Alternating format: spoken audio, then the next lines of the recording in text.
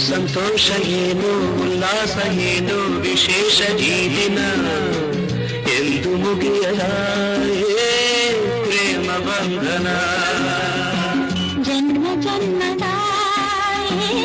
ಆತ್ಮ ಬಂಧನ ಏನೋ ಸಂತೋಷ ಏನೋ ಉಲ್ಲಾಸ ಏನೋ ವಿಶೇಷ ಈ ದಿನ ಎಂದು ಮುಗಿಯದ ಪ್ರೇಮ ಬಂಧನ ಜನ್ಮ ಜನ್ಮದ ಆತ್ಮ ಬಂಧನ